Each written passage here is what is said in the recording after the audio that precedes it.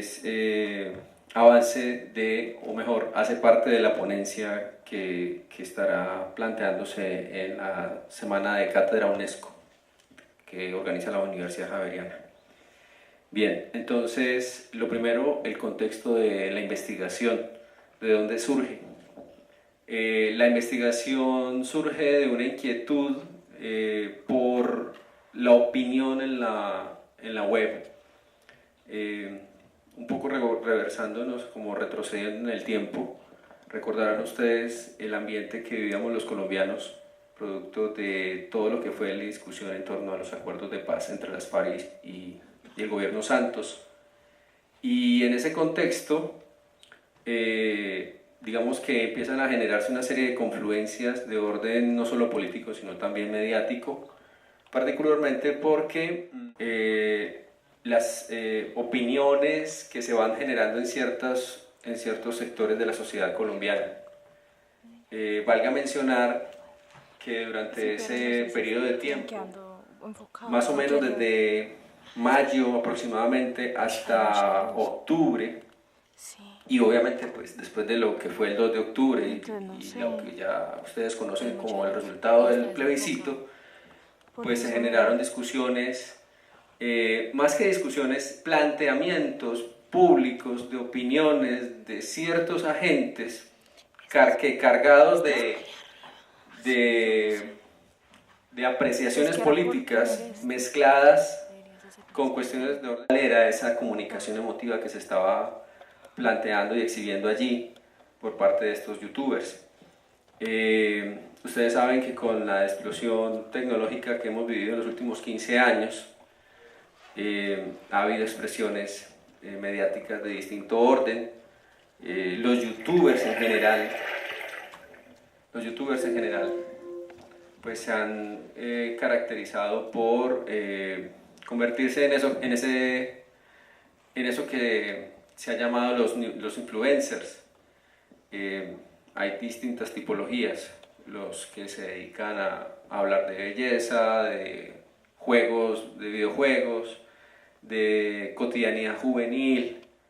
Este youtuber que estamos nosotros en principio abordando es un youtuber que tiene una clara intencionalidad política. Y si enmarcamos a ese youtuber en un contexto como el que vivimos los colombianos durante el desarrollo, durante lo que fue la etapa previa al plebiscito por la paz el 2 de octubre, pues empezamos a ver cómo a establecer las conexiones entre lo político, lo social, lo cultural y lo mediático, porque es un objeto de estudio en el que se entrecruzan muchos elementos. Entonces, desde allí, pues nosotros establecemos esta pregunta de investigación relacionada con el tipo de comunicación que se están planteando desde estas prácticas, particularmente de los youtubers políticos. Para ello, entonces, nosotros escogimos particularmente dos canales. Un canal que ustedes ya conocen, que es el de La Puya, hecho por un tipo particular de youtuber que está enlazado con un medio de comunicación reconocido en el país. Y el otro canal de youtuber fue el de Walter Rodríguez, más conocido como Wally, y él tiene un espacio que se llama Wally Opina, en el que también plantea cuestiones de orden político.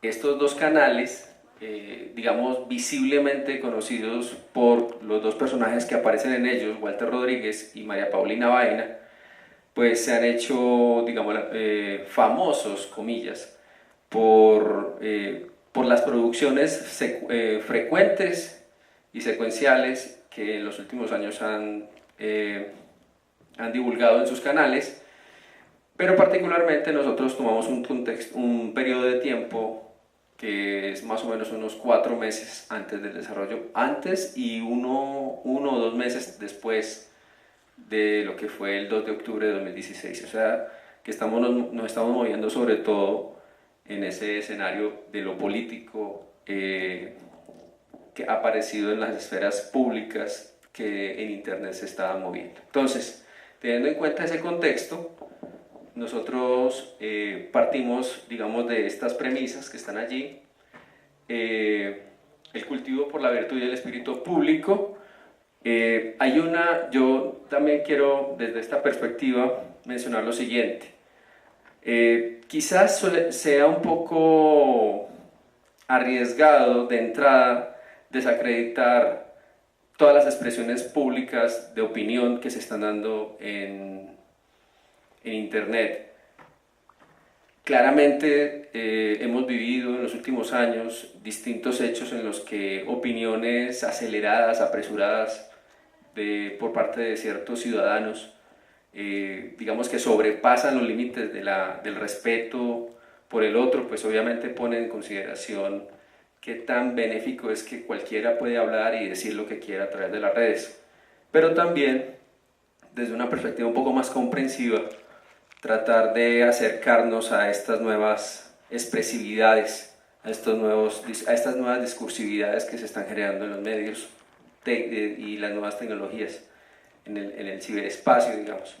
Entonces, lo público está empezando a vivir, o ha vivido en los últimos años, con con estas prácticas mediáticas de de las tecnologías, unas tensiones muy fuertes, porque lo público viene, digamos, ha sido heredero de una tradición moderna, fuerte, marcada particularmente por la idea de que lo público solo es producto del discurso racional, argumentado, entre iguales que están en capacidad de discutir abiertamente y que deben, digamos que en condiciones de igualdad, son capaces de llegar a un consenso,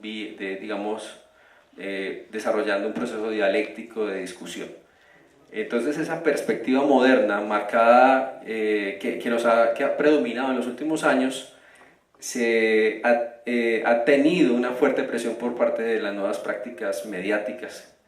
Y es allí, digamos, donde nosotros nos estamos interrogando todo el tiempo qué está ocurriendo allí y cómo esos ideales modernos se enfrentan a transformaciones producto de estas prácticas. Protección de la influencia del capitalismo bajo la baja interacción pública del consumismo.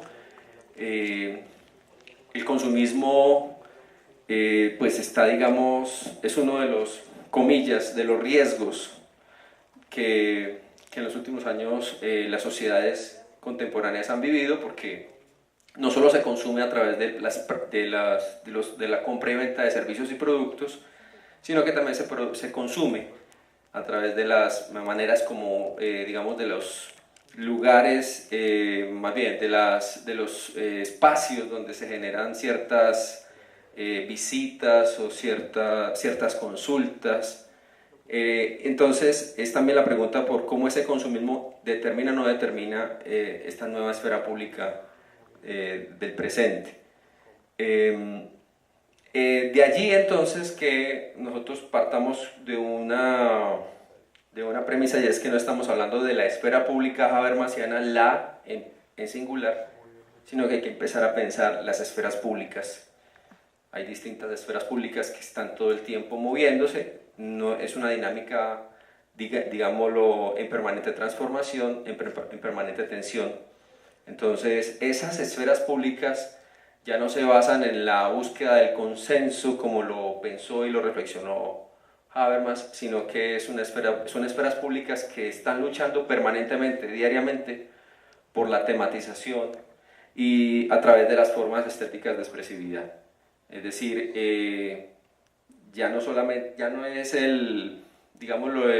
la palabra fría y distante, calculada, que se piensa casi que milimétricamente, sino que muchas veces esas palabras o esos argumentos están vehiculizados y acompañados por cuestiones de orden de expresividades y de emotividades.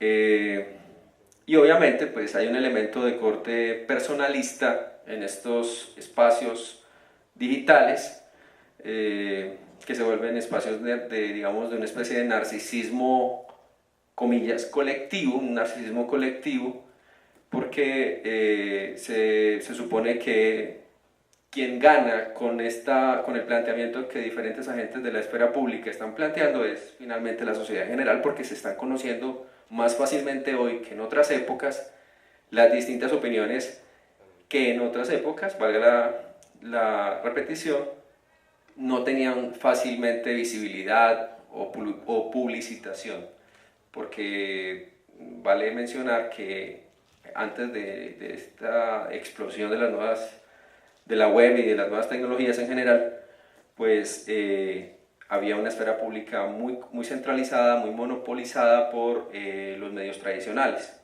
Entonces, con estas nuevas formas públicas de expresarse, pues de alguna manera se están mezclando elementos de orden personal y a la vez de orden colectivo.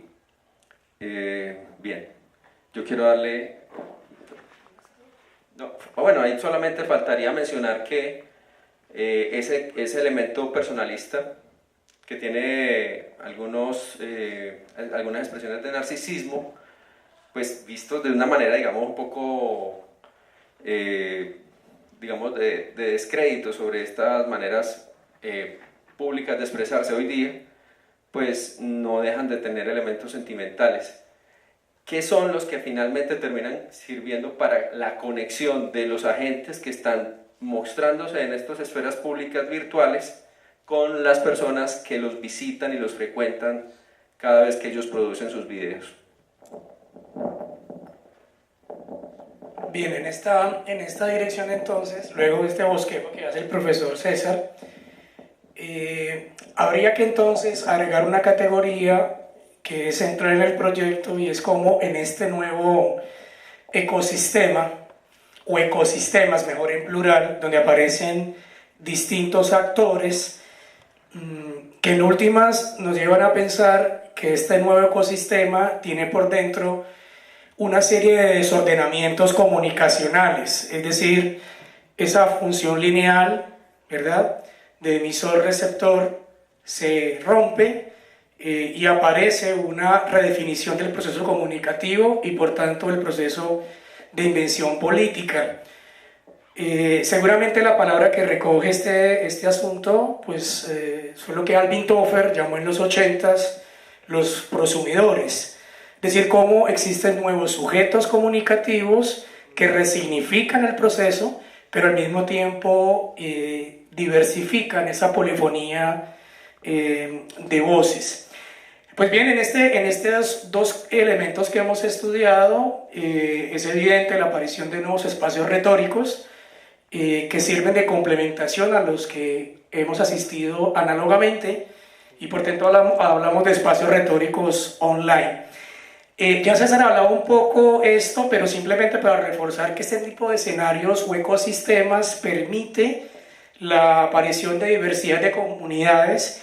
Y este punto segundo es muy importante porque se da una interacción ya no tanto desde la formalidad, ¿cierto?, desde la estructura basada exclusivamente en los elementos racionales, sino que por el contrario la emotividad y otros elementos extralingüísticos entran a ser muy importantes al momento de construir la adhesión que se genera cuando estamos hablando de formar opinión.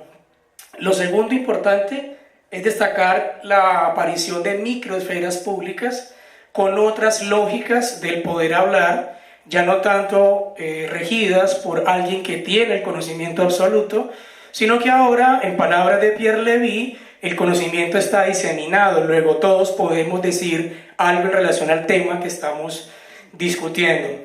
Pero también es muy importante advertir cómo en estos espacios se redefine el concepto de identidad o de las identidades, y de alguna manera aparecen experiencias que alimentan el debate comunicativo, como quiera que hay posturas ya no solamente que repiten la mirada hegemónica de un asunto, sino desde luego la posibilidad de ir en contravía de esas miradas ancladas en fenómenos de opinión como la espiral del silencio. También habría que advertir que es interesante evaluarlo, no desde una perspectiva determinista, tecnológica seguramente, y sí más bien en la propuesta que vienen haciendo profesores latinoamericanos como Rocío Rueda, en el sentido de que más allá de esta saturación de equipos y de redes, hay sobre la mesa la aparición de nuevas formas de ser ciudadano, de nuevas formas de acercarnos al derecho o a la acción política o político en las sociedades contemporáneas. Entonces, esta profesora, por ejemplo, habla de ciudadanías emergentes Y dice ella, estos ciudadanos hoy rompen el monopolio de la palabra, construyen contenidos, resignifican verdades absolutas, en este caso de la paz y del plebiscito, el gobierno y las FARC. También con este ejercicio, desde luego, se anima la transformación de las culturas en torno al tema. Entonces, este ejercicio es clave. Aquí lo que sigue es explicar un poco cómo se viene haciendo el trabajo. Aquí se advierte que se hace un análisis semiótico de 24 videos de estos 2 canales de YouTube. El tema o la tematización que se escoge de este trabajo, sin duda alguna, es el tema de la paz, lo explicaba César. En un tercer momento hay que destacar este elemento de la emotividad que está anclado al sustento teórico de la investigación, porque la sospecha en la investigación justamente es que, a diferencia de la forma de construir opinión anclado en elementos estrictamente lógicos racionales, hoy en estos espacios la emotividad, lo extralingüístico, entra a ser un elemento fundamental al momento de construir adhesiones sobre los temas que se discuten. También es importante ver cómo en este tipo de trabajos los documentos discursivos apelan a lugares comunes. Es decir, es una ventaja en contraposición a los comentadores análogos, como quiera que ellos parten de lugares o de principios universalmente compartidos. El documento habla de casi que son representaciones sociales, es decir, esas imágenes que la gente tiene naturalizadas como sí. Y por último, pues interesa ver un poco esa nueva manera pues, de producir la argumentación. Aquí lo que se ven son los seis momentos, los 6 dispositivos de comunicación emotiva que contemplan elementos lingüísticos y extralingüísticos. El primero, el dispositivo de evaluación; un segundo, el dispositivo de proximidad; un tercero, el dispositivo de especificidad, evidencialidad, volición y dispositivo de cantidad. Estas 6 grandes dispositivos de comunicación emotiva sustentan la matriz metodológica que fueron aplicados a estos 24 videos de estos 2 comentadores online.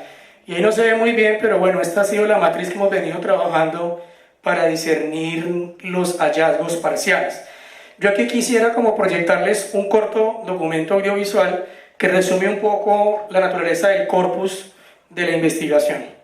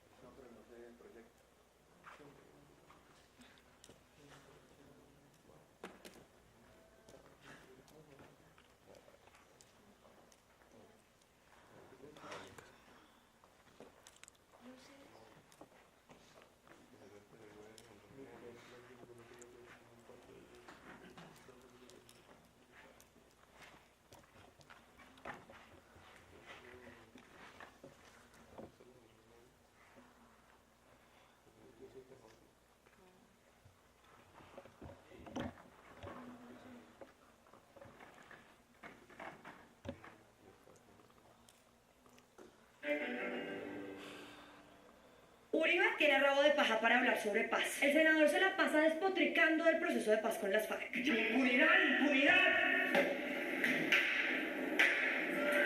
Es la pura mano firme, ¿no? Amablemente el senador no se cansa de recordarnos que la guerrilla es el tercer cartel terrorista más rico del mundo. Uribe vive repitiendo que las FARC han violado el cese al fuego y que por eso hay que acabar el proceso. Como cuando los paramilitares cometieron 16 masacres, 362 asesinatos y 180 secuestros en tan solo los primeros 14 meses de negociación con Uribe. ¡Qué berraquera del cese al fuego! ¿No le pesa la conciencia, senador? Entregar el país a la FARC. Gana el no en el plebiscito. Menos mal, ya no tendremos una dictadura homosexual ni tenemos un país castrochavista. Seguiremos siendo la Colombia de siempre.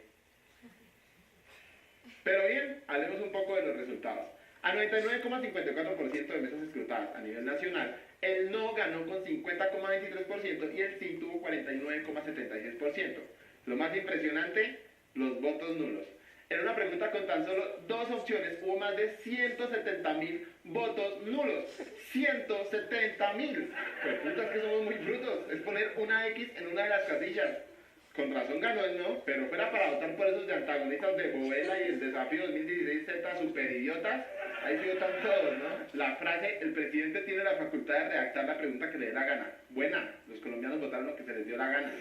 Según Edgar Castaño, presidente de la Confederación en América de Colombia, de los 10 millones de fieles de sus congregaciones, posiblemente 4 millones hayan votado por el no. Según él, porque el acuerdo vulnera algunos principios evangélicos como el de la familia, ya que el acuerdo reconocía y tenía en cuenta las necesidades de la comunidad LGBTI. Bueno, pues ojalá al gobierno les dé gusto con la reforma tributaria y les empiece a cobrar impuestos para que dejen de hacerse los maricas con su negocio. Quédate con alguien que te mire como Claudia Gorizati mira a Uribe en las entrevistas.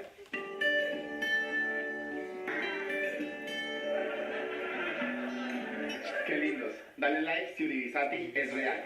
La primera propuesta de Uribe fue la de amnistiar a los guerrilleros rasos de las FARC. Bien, bien, buena propuesta, Uribe, pero ¿sabes qué, Uribe? Eso ya estaba en los acuerdos. Pero como diría Uribe, no es que haya perdido el sí, solamente ganó el no. En nuestra sección, otra vez Peñalosa, nuestro querido burro maestre cumplió años la semana pasada. Felicitaciones, alcalde. Mi regalo, esta sección que nos acompaña cada semana y un botico de la revocatoria. Es bueno saber que sí cumple, al menos años, pero cumple. Si pidieron para esta Navidad paz y amor, pues el niño Dios les tiene una mala noticia. 1, 2, 3, 4. Se tarda, harto la paz no fue. No, por otro lado, siguen exterminando líderes sociales como si fueran mosquitos. ¿Y el gobierno? Bien, gracias. Amarrado a un congreso tan lento como Papá Noel corriendo una maratón. ¿Por qué carajos está pasando todo esto? ¿No dice que era el tiempo de la paz? Mentiras, mentiras. El congreso no hizo un culo. ¿Y qué pacho? La paz es tan inútil para coquetear con los electores como tratar de levantarse a alguien hablándole del ex. Ay, ya estuvo bueno.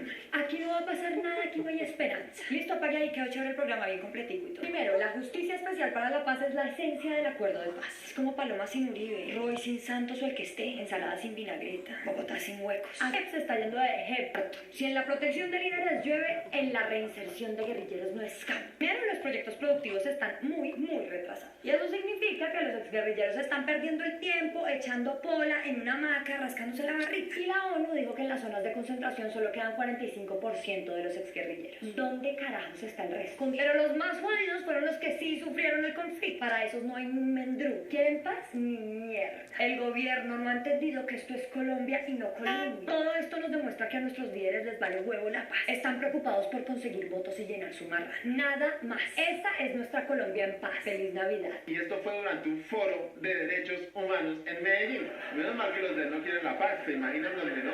El patrón también se mostró preocupado por lo que había dicho la senadora Cabal, que al parecer jamás está en sus cabales.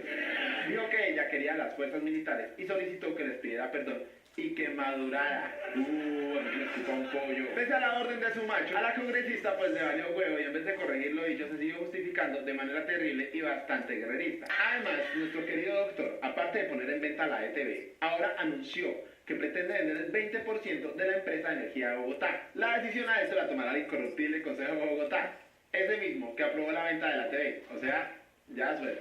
Alcalde, ¿por qué no le pone precio a su mamita y la vende también? Solo eso le falta. El acuerdo que se supone que iba a arreglar todos los problemas del país terminó sacando la peor porquería de nuestra cultura política. ¿Qué pasó con la mermelada, presidente? ¿Se agotó? Como nuestro líder no tenía un plan B, pues nos jodimos a negociar con el patrón y de paso con los patroncitos. ¿Qué pasó con ese Santos astuto, el jugador de póker, el país en la recontra inmunda? ¿O ese era el plan B? Es que el ejército no está hecho para ser damas rosadas. El ejército es una fuerza letal de combate que entra a matar. El lenguaje terso, informador. Amén. Entonces, ¿cuál es la joda? Las FARC la cagaron porque hicieron todo al revés. La otra embarrada fue decir que no tenían un peso. ¿Cuánto dinero tiene las FARC? La FARC no tiene dinero. ¿Y usted tiene dinero? No, yo no tengo dinero. Nos creen estúpidos, ¿no? Si las FARC quieren sentirse grandecitas y jugar a la política, ojalá nunca se vuelvan a cagar en su electorado. Ay, bueno, ya, el Congreso es un asco, pero es la mejor vía posible para refrendar. Es legítima, es pronta y no se va a decidir como un puto partido de fútbol. Que el pueblo tiene la última palabra. Mentiras. Mentiras. Pero el Centro Democrático no manda y no se puede permitir que siga dilatando más este proceso mientras otros mueren a cientos de kilómetros. Uribe, deje que el Congreso trabaje, hombre, que para eso los tenemos allá. O es que para la ley de justicia y paz y para hacerse reelegir sí servían y ahora resulta que no. Coherencia, hijito. Marica, aquí que tienes razón, unas luces súper guau y eso ahí oliendo todo hediondo, qué oso, weón. Esa es la paz de Peñalosa. Bien, esa es una muestra de los videos que analizamos para esta integración. Rápidamente, digamos, un segundo, mientras el profe Polo coloca otra vez la presentación.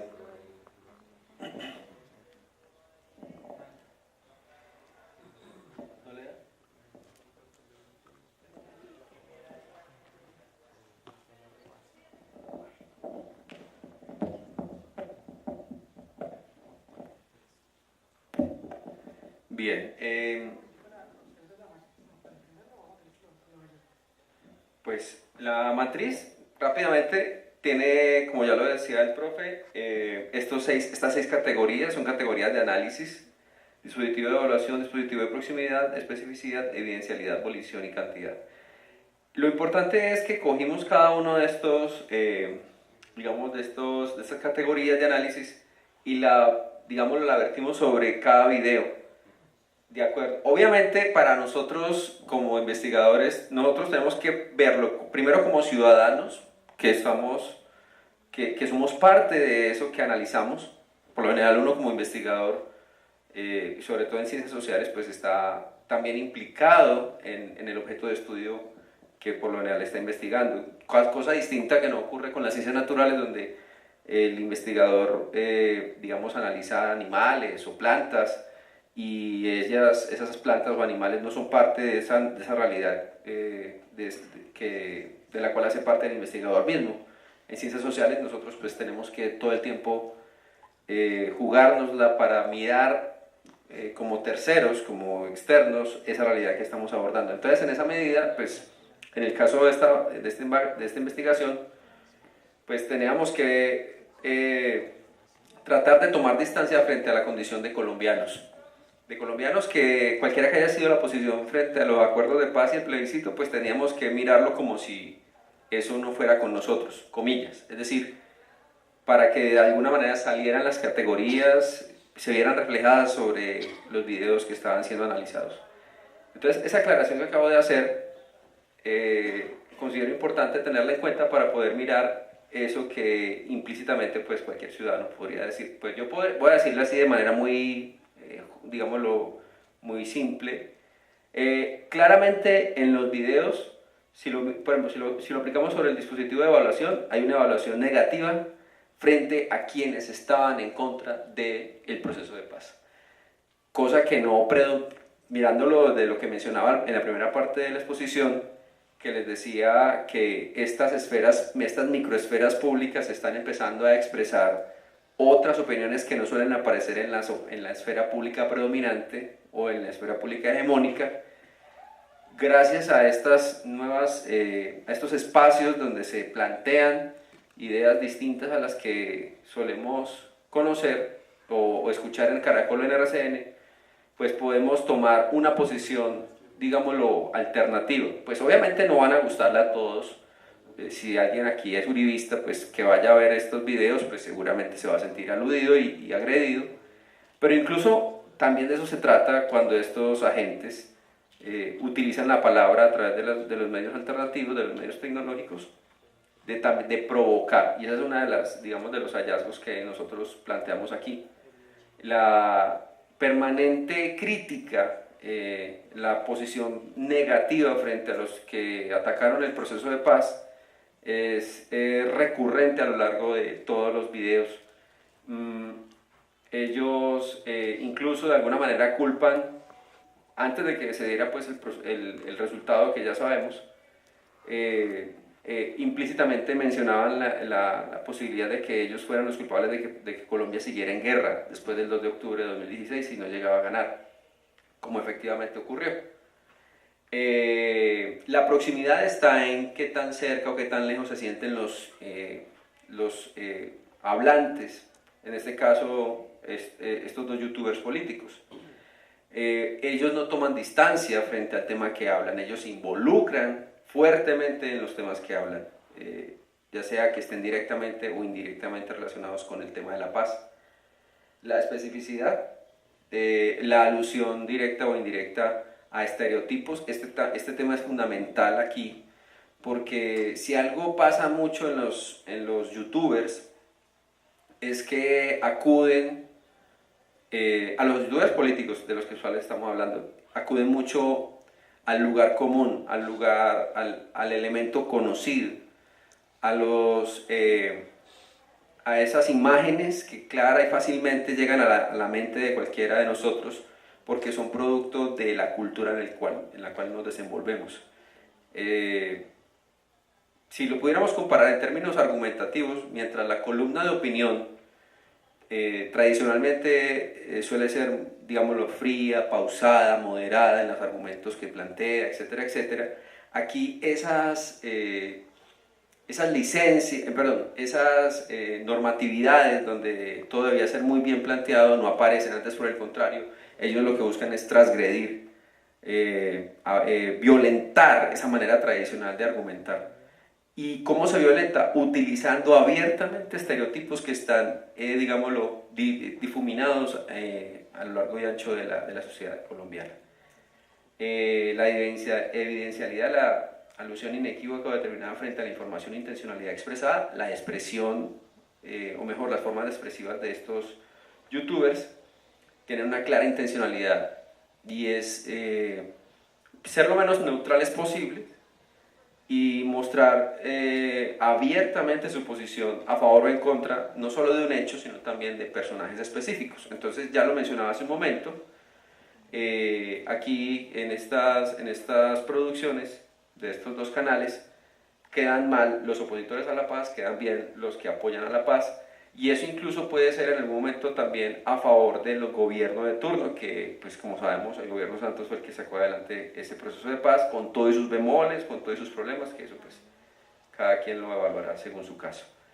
El involucramiento frente al tema o el público oyente, aquí en este punto, aunque ellos claramente saben que le están hablando a una cámara, ellos saben que hay alguien detrás de esa cámara, comillas, que en un momento dado va a reproducir el video y va a verse confrontado o va a verse interpelado por los argumentos emotivos que ellos plantean. Es decir, no es simplemente alguien que se graba ante la cámara y de manera desprevenida va diciendo lo primero que se le venga a la cabeza. Ellos tienen claras intencionalidades antes de encender la cámara, de aludir a cuestiones que se acercan a la vida rutinaria de los que a ellos los visitan a través de estos canales. Y la cantidad es la intensidad lingüística o no para referirse al oído. Pues allí aparecen elementos de orden, de frases populares, de frases groseras, porque como les decía aquí lo que menos importa es las ataduras que suelen tener las formas tradicionales de argumentar. Por el contrario, casi que mostrar, comillas, una aparente espontaneidad en lo que expresan, pero ellos no están espontáneamente grabándose ante la cámara. Ellos están pensando, ellos previamente ya han hecho un trabajo de elaboración y digámoslo, de cálculo de lo que van a decir durante el desarrollo de la producción audiovisual, para que de esa manera, jugando un poco entre lo racional y lo irracional, entre lo objetivo y lo subjetivo, se acerquen y hagan más simple el entendimiento del tema que con la inclinación que tiene el mensaje que están produciendo. Bien, entonces los hallazgos, pues rápidamente lo digo, todos los audiovisuales analizados de estos videocolumnistas, varios de ellos, estos youtubers políticos, varios de ellos se autodenominan videocolumnistas, una categoría que valga la pena mencionar, todavía está en construcción, por eso se coloca entre comillas.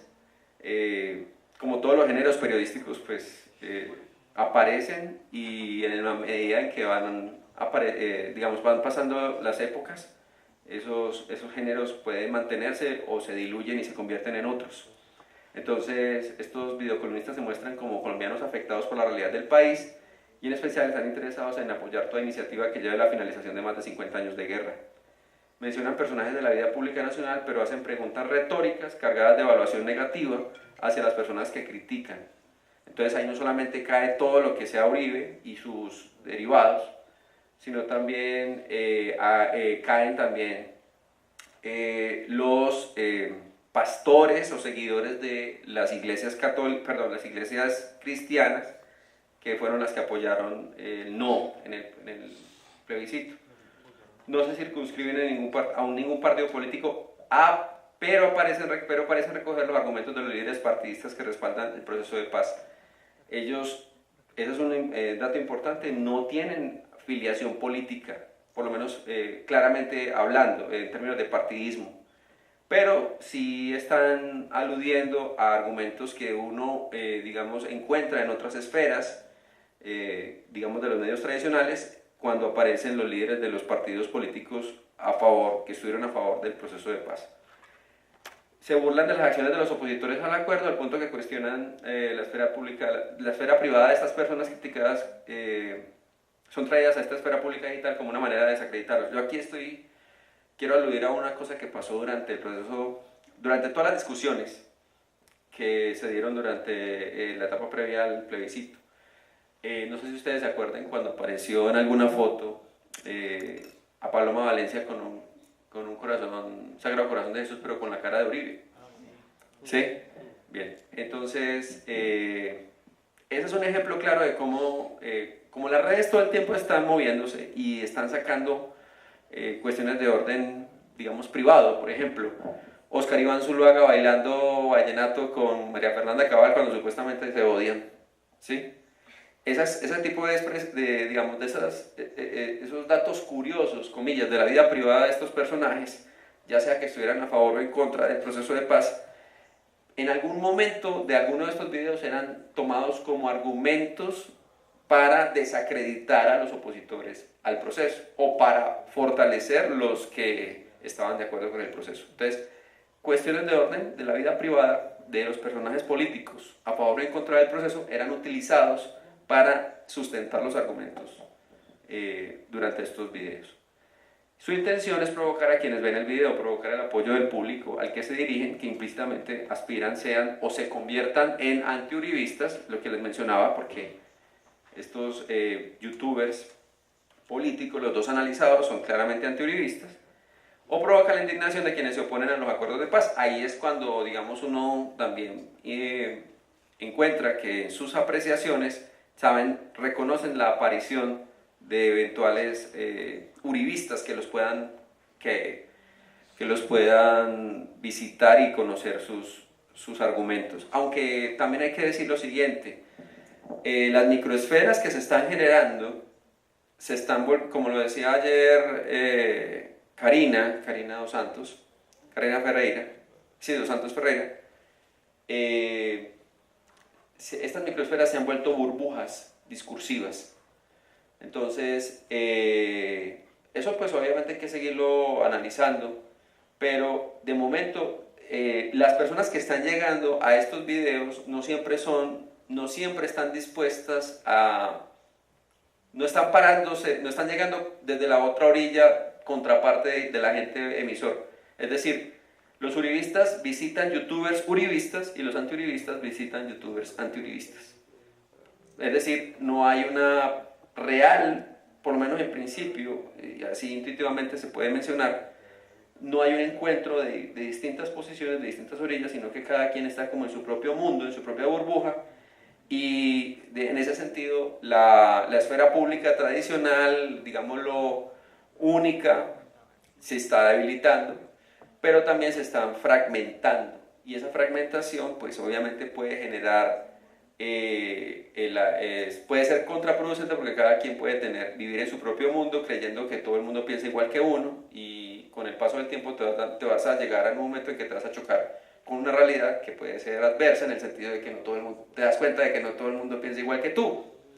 Entonces en ese sentido queda la pregunta de hasta qué punto realmente, bueno, esa es digamos la contrapregunta, que obviamente pues tendría que ser tema para otra investigación, cómo estas microesferas terminan fortaleciendo las parcelas de la opinión pública.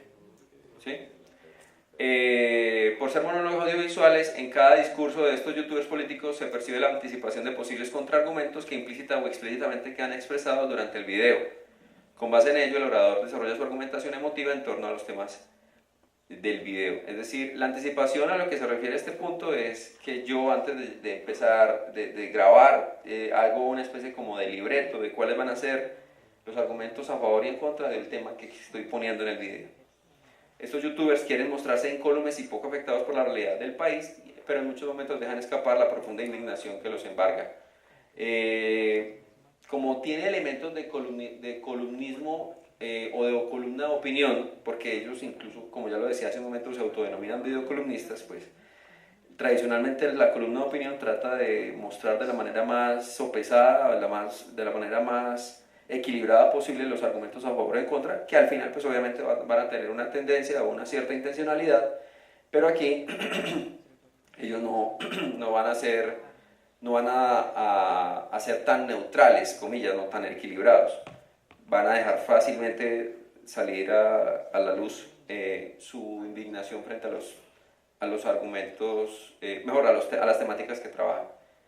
Usan datos de encuestas, frases populares, para confirmar la fuerza de sus afirmaciones. Conectan los hechos referidos con marcas o personajes de relevancia mediática para burlarse o desacreditar o desacreditar. Utilizan caricaturas, personajes de películas, canciones reconocidas para robustecer su crítica al uribismo y a sus amigos políticos. Por ejemplo, hay uno de ellos que menciona las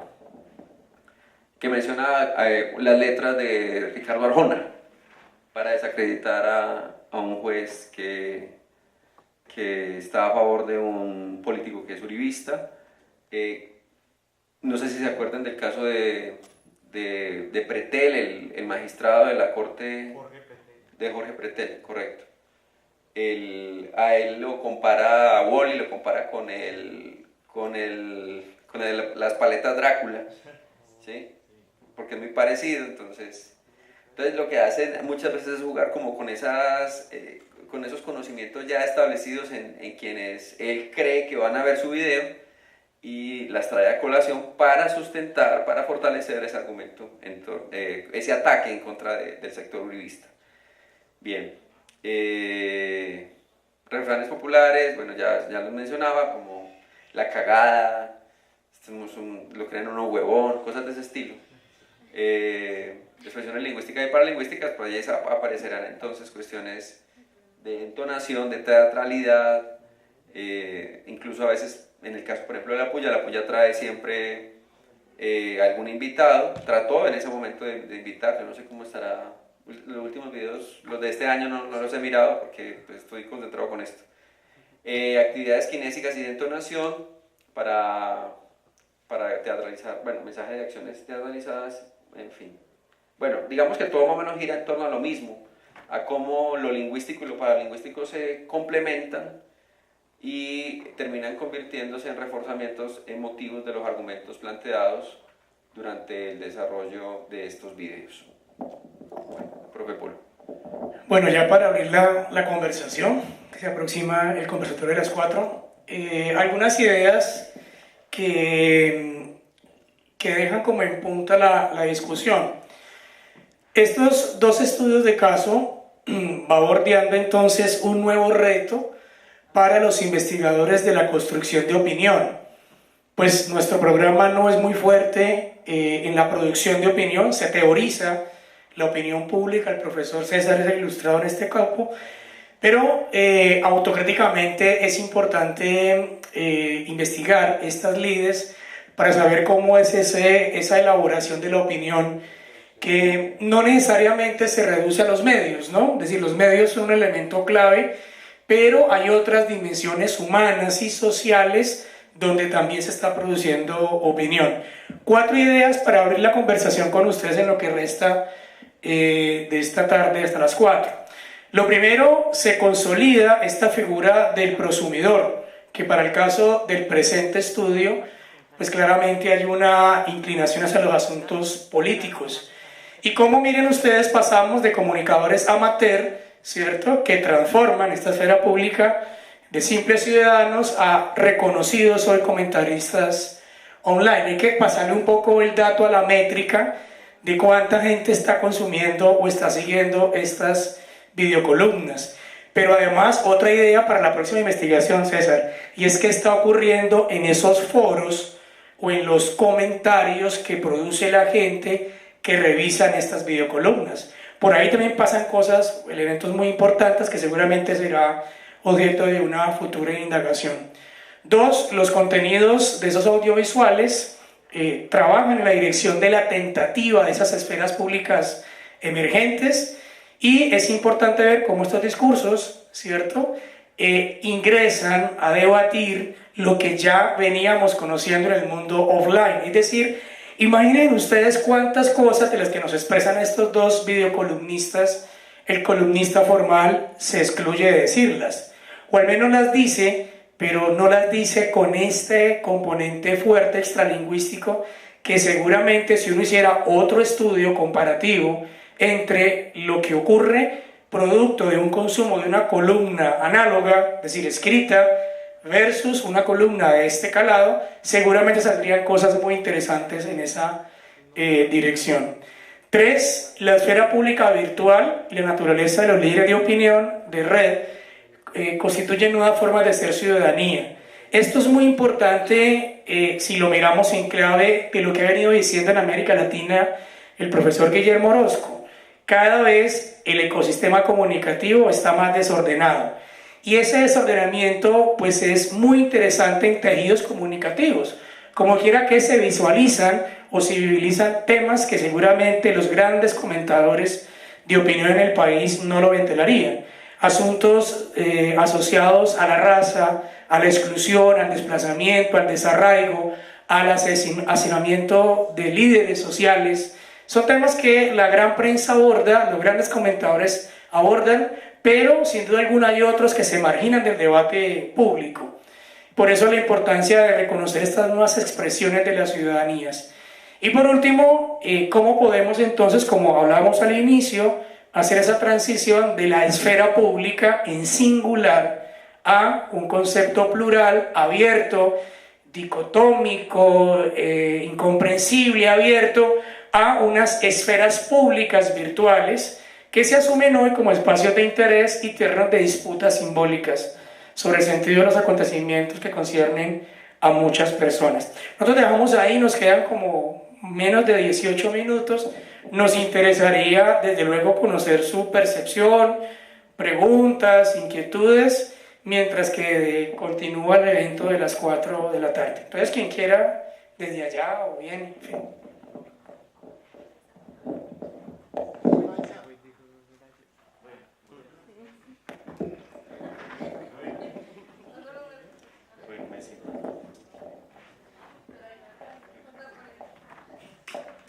Buenas tardes. Yo quiero hacer unas reflexiones acerca de lo que venían hablando los profesores de la esfera pública, ¿sí?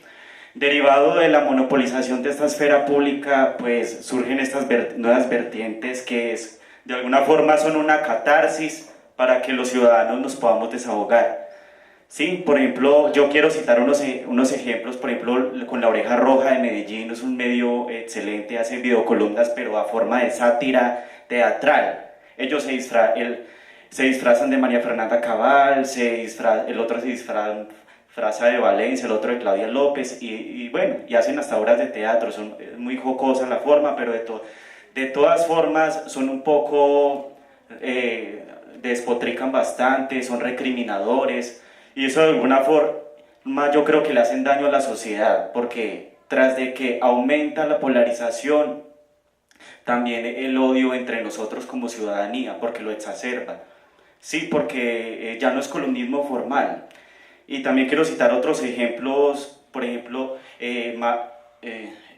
Fernando Londoño, el exministro del Interior, tiene un canal que se llama La Hora de la Verdad, que es un canal que también constituye a reforzar esa polarización, porque es tratando a los demás de mamertos, de vagos, y los otros a él de facho, sí. Entonces eso no es que sea muy saludable para una democracia, y pues menos él, un ministro con un historial de corrupción tan fuerte, sí, porque benefició al consorcio Recci, el consorcio italiano, el caso Invercolsa, sí. Un cínico como él menos debe estar ahí. Los otros por lo menos son jóvenes, son culicagados, pero sí. Pero es que Fernando Londoño sí, mejor dicho. Bueno, y a raíz de eso, entonces yo quiero preguntar cómo hacemos para nosotros disminuir ese ambiente de polarización exacerbado, ¿sí? derivado de estas nuevas formas de comunicar a través de las videocolumnas. Porque, por ejemplo, yo soy muy del columnismo formal escrito, a mí me gusta bastante ese. Este de la videocolumna yo creo que es un poco insultador, es un poco incitador de violencia, ¿sí? Y no es, pues yo creo que no es tan saludable pues, para la democracia. Gracias. ¿Alguien más? Carlitos, ¿de una vez o después de la digamos que aquí buena parte del estudio está sobre la comunicación emotiva, pero esta fue una comunicación emotiva que perdió. Entonces, quisiera saber si en la indagación previa que ustedes hicieron pudieron estudiar algo de la comunicación emotiva que ganó, porque al otro lado, digamos que estaban una serie de videocolumnistas, como ustedes los llaman, promoviendo el no, y en últimas fue el que ganó. ¿Cuál era la emotividad que vendían al otro lado? ¿Alguien más quiere intervenir? A diferencia de lo que estaba de pronto proponiendo Daniel, yo creo que este tipo de espacios, ¿sí? Nuevos para la opinión pública, generan democracia, ¿sí? Sería ilógico pues empezar a cerrar esos espacios porque por lo contrario, digamos, aunque sea polarizado, ¿sí? Aunque el algoritmo de estas plataformas, digamos, seccionen, porque dicen ustedes son uribistas en el caso o ustedes son anti-uribistas, ¿sí? Y muy rara vez en esos dos combos entra uno del otro, ¿sí? Pero le hacen matoneo, ¿sí? Pero digamos que se vuelven fuertes de una u otra manera esos campos. Obviamente, digamos, yo le estaba ahorita comentando a Said que puede llegar en algún momento a estallar de pronto en cosas extremas, ¿sí? En una extrema derecha o en una extrema izquierda, pues porque de una u otra manera en el mundo real, digamos, no estamos viviendo eso, ¿sí? Nosotros, digamos, acá tenemos ciertas diferencias y cuando entramos a redes sociales encontramos gente que nos copian todo, pero aquí en la vida real no. Siempre tenemos, pues, similitudes, pero a veces hay diferencias muy arraigadas de una u otra cosa. Porque allá, digamos, en las redes sociales o en el mundo virtual, tenemos como tal seccionados de manera demográfica, ¿sí? Y eso ya lo hace como tal pues la plataforma en el que se publique. Obviamente pues para que tenga mayor impacto. Entonces yo creo que sí, en lo contrario a lo que dice Daniel, pues sí hay democracia y se amplía el espectro de la opinión pública. Bueno, sí. Comenta usted que el Internet permite el surgimiento de personas que hagan contra hegemonía al establishment, pero en este objeto de estudio, que es la puya y Wally, ellos no serían más parte del establishment porque ellos apoyaban el proceso de paz de Santos. ¿No sería al revés? Bueno, ¿alguien más? Bueno, ¿arranco yo? Bueno, no lo voy a decir así. Si de pronto no escuchan, me dicen, no me tienes, tenemos buena acústica. Lo primero, ¿cómo hacer para bajar el ambiente polarizado? Yo creo que, voy a decir, yo siempre hago conexiones entre lo político, lo social, lo cultural, no solo a nivel del país, sino también en lo que va ocurriendo en el planeta en general. Yo trato de mirar siempre lo micro y lo macro, cómo lo de afuera y lo de adentro pueden tener algún nivel de conexión. Claramente hay una tendencia a la polarización, no solo en Colombia, sino en todo el mundo. Y eso lo estamos viviendo, pues digamos, para hacerlo más o menos, poner un año, podemos hablar de 2016 como el año que quiebra, en sentido político, donde se surgen y se materializan esas polarizaciones que quizás estaban apenas como esbozadas en cada uno de los países. Yo estoy pensando particularmente en el Brexit, estoy pensando particularmente en la llegada de Donald Trump y estoy pensando en lo que ocurrió aquí en Colombia. Con la llegada de Bolsonaro ayer, pues también se confirma la tendencia La tendencia es a creer lo que está pasando en las redes. Y viendo yo algunos informes de del triunfo de Bolsonaro, Bolsonaro prácticamente tuvo muy poca aparición en televisión, ¿sí? Se movió mucho en redes. Y en redes fue donde se movieron esas fake news en contra del candidato del Partido de los Trabajadores, ¿sí? Que era la contraposición y que sería entre comillas el continuismo de Lula y de Rousseff. Ese continuismo, bueno, más allá del tema, aquí la cosa pasa por quién es el que mejor vende la emoción. Si podría uno decirlo así en general, sin decir si uno es uribista o antiuribista. Y como ya todo el mundo puede decir lo que quiera, y hay una cierta irresponsabilidad en lo que se dice, pues pareciera que en vez de que cada tanto aparecen hechos que deben poner en consideración la libertad de expresión que se muestra en esas redes, no es suficiente. Es decir, hoy estamos hablando del linchamiento público a través de las fake news, de todo este tema que está últimamente con el tema de los robos a los niños. Entonces aparece, esta mañana le pegan a uno, casi lo matan. Bogotá, Medellín, no seguramente aparecerá otro de hoy a mañana, ¿sí? Pero eso muy seguramente se va a diluir cuando aparezca por allá otro escándalo y otra temática relacionada también como con esos pánicos que se pueden generar y esas maneras emotivas que se pueden generar desde las redes. O sea que eso va y viene como una especie como de electrocardiograma. Y yo pues, de pronto obviamente uno tiene que mirar los matices, pero el riesgo está en que a mayor libertad en el uso de estas tecnologías, pues más riesgos va a haber en qué está apareciendo a través de ellas. Y no estoy diciendo tampoco, no estoy asumiendo una posición, digámoslo, ciberpesimista, necesariamente, sino que como estamos vehiculizando todas nuestras vísceras por medio de las redes, de momento nosotros estamos como en esa primera etapa de acomodamiento, yo lo voy a pensar así, una etapa donde estamos sabiendo hasta dónde podemos llevar esa expresión y esa libertad de expresión. Yo aquí estoy aludiendo a una perspectiva que se llama la opulencia comunicacional de Mols, relacionada con que las herramientas de todo tipo, ya sean herramientas técnicas normales, tradicionales o las nuevas, pueden ser utilizadas en todos los sentidos, no solo para cosas buenas y admirables, sino también para cosas despreciables. Y ya se los he mencionado en algunos momentos en las clases, que así como yo puedo hacer grandes obras con este lapicero, ¿sí? Este lapicero puedo utilizarlo también para atacar a alguien, ¿ya? Y puede empezar a buscar otras formas de utilizar este mismo elemento. ¿Y por qué no pensar lo mismo con las nuevas tecnologías? ¿Sí? Las tecnologías no solo me sirven para poder expresar argumentadamente mi posición, sino también para decirla de manera emocional, más emocional que argumentada, más emocional que racional. Entonces, ¿cómo bajar la polarización? El día en que nos demos cuenta que podemos llegar a autodestruirnos. Pero eso apenas está ocurriendo. ¿Cuándo va a parar esto? No sé. Eso, digamos que el interrogante sigue sobre la mesa. Todavía no hay, como apenas llevamos 15 años y todavía faltan cosas peores por ocurrir. ¿Sí? Yo no soy lo más optimista.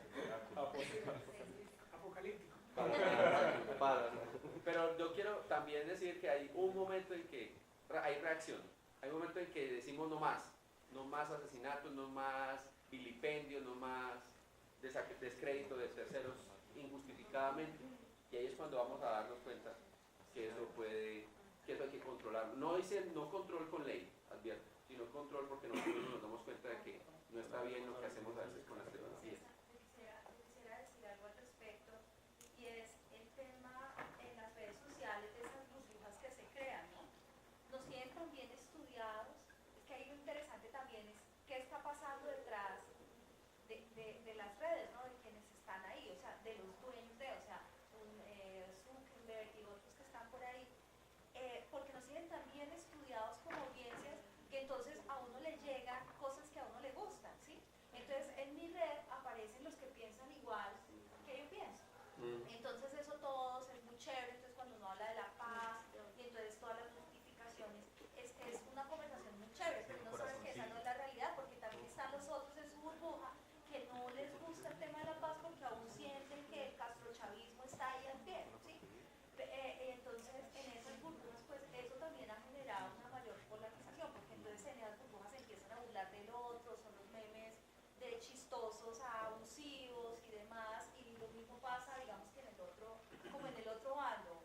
decirlo de alguna manera. Entonces, también es interesante quiénes están detrás de y por qué les interesa tal polarización en el mundo, ¿sí? Entonces ahí lo vemos en tema político, cómo la ultraderecha se está tomando nuevamente América Latina. Y eso tiene una respuesta, ¿no? Una respuesta y sabemos desde qué poder y desde dónde. Y eso es interesante también que lo tengamos claro y que tengamos una mirada crítica al respecto. Porque a uno le aparece, por ejemplo, en el Facebook, cosas que a uno le interesan, ¿sí? Y eso no es porque sí, porque ay, y porque se ocultan algunas publicaciones y otras no. Y todo eso es bien interesante para estudiar. Y eso incide en esa polarización de la que estamos hablando y obviamente en esa emotividad. Ese proyecto es muy interesante además porque está en el marco de todo el tema del plebiscito para la paz que nos ha marcado históricamente y que de ahí pueden salir muchísimas investigaciones. Yo quiero una cosita antes de darle la palabra al profe Polo, contestarle a esto que acaba de mencionar, que yo, vuelvo y le repito, yo estoy entendiendo esta etapa como una etapa de acomodación frente a todas las posibilidades buenas y malas que las tecnologías pueden darnos. La pregunta frente a la comunicación emotiva de los del no. Pues nosotros lo fundamental fue coger dos canales, uno enlazado, como ya lo decía al principio, uno enlazado a un medio tradicional, a un medio, digamos, reconocido como El Espectador, y un canal hecho por una persona que no tenía relevancia. Digamos, hoy muchos de ustedes conocen a Walter Rodríguez, ¿sí? O a Wally, ¿sí? Pero les aseguro que a inicios de 2016 difícilmente lo conocían, ¿sí? Aquí el tema también pasa porque la fama se gana y se pierde o se desacredita en cuestión de meses, o en semanas más bien, para no ser tan extenso. O sea, en cuestión de semanas te vuelves un tipo absolutamente popular, pero así también te puede volver impopular. Entonces Wally hoy es un tipo conocido, pero en el momento en que nosotros arrancamos la indagación, pues era alguien que apenas estaba despuntando en el mundo, digamos, en esa microesfera que se generó en torno al proceso de paz. Y en ese sentido, pues nosotros, pues habiendo escogido esos dos canales, pues no fue como decir vamos a estudiar los antiuribistas. Simplemente lo principal fue escoger uno conocido y uno desconocido, ¿ya? Pues habría sido ideal poder coger un tipo como Superó, que se llama Osvaldo Ortiz, que además de ser youtuber, o fue, porque parece que desistió de seguir produciendo, es líder cristiano. Entonces, pues coger a los que sean antiuribistas, viendo las videocolumnas, o mejor, las producciones audiovisuales de Osvaldo Ortiz, la indignación de la manera como él sustenta o da sus argumentos para irse en contra del proceso de paz, porque según él todos nos íbamos a volver gays, y ya ustedes saben más o menos cuáles son los argumentos de ese sector de la población. ¿Señor? Pues obviamente eso habría sido, digamos, eso incluso puede ser en un momento dado una investigación, porque es que aquí quedan muchas puertas abiertas para seguir indagando este tema, ¿sí? Lo que mencionaba el profe Polo de mirar cuáles son las reacciones en los foros a esos videos, lo que dice el profe Carlos Pardo de mirar cuál fue la comunicación emotiva de los del no. Ese tipo de cosas pues obviamente se vuelven como minas, como vetas de investigación bastante interesantes, pues que obviamente por cuestiones de tiempo no todos podemos abarcarlo, pues ya miraremos más adelante con la profe Marisol cómo podemos seguir explorando otras áreas de la misma indagación. Ahora sí, profe. Sí, simplemente para cerrar, van a ser las 4 y un conversatorio sobre paz. No sé, a veces queda como la sensación que el mundo online es un mundo y el mundo offline es otro. Escucho a Daniel con toda razón diciendo que le gusta leer más las columnas físicas. Bueno, a mí también me gustan físicas, pero ahora ando curioso con estas formas de narrativas o de estéticas que de alguna manera redefinen cosas, ¿no? Es decir, habría que hacer un estudio más cuantitativo, tanto positivista allí, de saber los impactos o los efectos que produce una cosa como estas, a la que viene haciendo hace mucho tiempo una columna física, ¿cierto? Varios teóricos han planteado que aquí lo que hay es una prolongación. Marshall McLuhan lo advirtió hace rato, ¿no? La extensión del cuerpo. Pero al mismo tiempo, como lo que ocurre en el mundo offline es retomado en el mundo online. Un poco, si recuerdan ustedes el concepto del profesor Carlos Scolari cuando hablaba de la remediación, es decir, los medios nuevos no hacen que los viejos desaparezcan. Por el contrario, hay un proceso de mutación o de adaptación a un nuevo ecosistema. De alguna manera son nuevas especies en un nuevo nicho, un nicho emergente allí. Y también habría que decir que este escenario en que va perfecto, en lo que en 2008 este mismo autor llamó hipermediación. Cómo hoy los tejidos, cómo hoy los vínculos no son tan ordenados. Por el contrario, dice este profesor argentino, son contaminados, son infoxicados. Es decir, en este mar de datos no sabemos qué es lo que está ocurriendo allí. Lo otro, pues cada quien lo juzga como cada quien le parece, ¿no? Pero el concepto de democracia o del poder del pueblo se ve favorecido en tanto hay espacio para que aparezcan nuevas voces. Sí, seguramente la escogencia de estas dos canales, yo lo explicaba César, sin duda alguna no los entendemos como parte del estamento, porque la coyuntura que estudiamos es el proceso de paz. Pero si tú revisas el resto de temas que abordan estos videocolumnistas, la postura es muy crítica.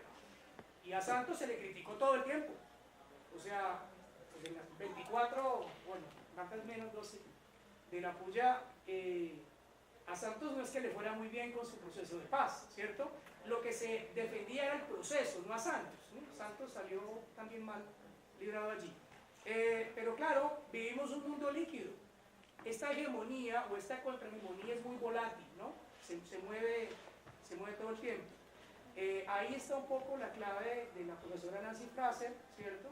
También eventualmente podríamos agregarle allí un poco la propuesta del profesor Jorge González, que entiende la hegemonía o las hegemonías desde los frentes culturales. Es decir, cómo se logra ese proceso de hibridez entre los poderosos y los que no están con el poder. Y al final, él dice, aparece una categoría emergente que se llama los alternos, que no son ni hegemónicos ni contrahegemónicos, son alternos, ¿no? Diego, sí. Pero, es decir, cuando arrancan las redes sociales, digamos en Colombia con el fenómeno de Mocos, uno veía una esperanza de construcción ciudadana, pero en América Latina las redes sociales comenzaron a formar ciudadanías tiradas a la derecha. ¿Ese es el futuro? Esa pregunta la contesta el auditorio. Simplemente cerramos acá porque ya son las 4. Digo, acá hay un caldo de cultivo para investigar esta nueva cultura que seguramente en nuestro nuevo apuesta curricular pues la va a vincular de forma. Yo quiero más una abierta, cosita ¿no? ahí frente a lo que dice el profe Carlos. Todo esto que está ocurriendo está poniendo a tambalear las categorías teóricas tradicionales, incluido la misma democracia. Esa idea misma de que la democracia es argumentada, equilibrada, racional, abierta, igualitaria, ¿sí? Todas esas cosas que nosotros por mucho tiempo hemos creído que debe ser. Aquí no, las cosas van a variar incluso al punto de que va a ser tan particular la manera como se desarrolla en cada país que yo me atrevería a asegurar que vamos a hablar de formas de democracias en una misma época, ¿ya? Entonces, de momento podría ser un primer esbozo de lo que se viene hacia adelante. Bueno, pues si no hay más inquietudes, les agradecemos mucho.